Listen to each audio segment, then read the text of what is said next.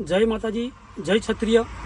આજે ગુજરાત રાજ્યમાં વિક્રમ ઠાકોરનો જે વિડીયો, વિક્રમ ઠાકોર પોતે વિડીયો અપલોડ કર્યો, એ વિડીયો દેખી સાંભળીને મારું લોહી ઉકળી ઉઠ્યું। કારણ કે હું જેબી સોલંકી છું અને સાથે સાથે ક્ષત્રિય છું।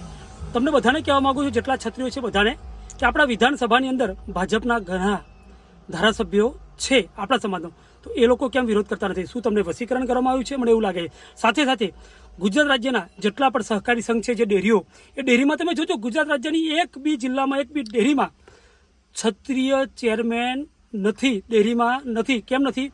આપણી એકતા નથી, એટલા માટે।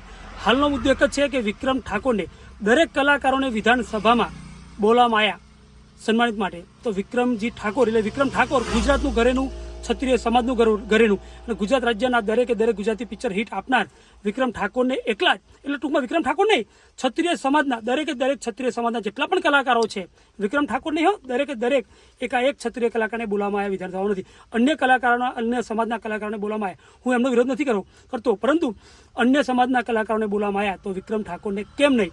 આ સરકાર બેરી, ઓધરી અને બોબડી સરકાર હોય એવું મને લાગી રહ્યું છે, અને ક્ષત્રિય સમાજની તો ખાસ વિરોધી આ સરકાર છે એવું મને લાગી રહ્યું છે।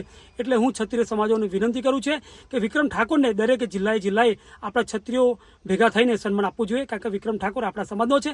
એટલા માટે વિક્રમ ઠાકોરને આ લોકોએ સન્માન માટે બોલાવવામાં આવ્યા નથી, અન્ય સમાજના બોલાવવામાં આવ્યા। એટલે એક જાતનું હું એવું કહેવું છું કે વિક્રમ ઠાકોરના પિક્ચર હિટ જાય છે, વિક્રમ ઠાકોર આગળ વધે છે, ક્ષત્રિય સમાજ આગળ વધે એ સરકારને ગમતું નથી, એટલા માટે વિક્રમ ઠાકોરને બોલાવવામાં નથી। હું દરેકે દરેક સંગઠનને વિનંતી કરું છું, વિડીયો બનાવો, વિડીયો અપલોડ કરો અને આ બેરી, મોગી અને ઓધરી સરકારને જાગૃત કરો। જય હિન્દ, જય ભારત, જેબી સોલંકી।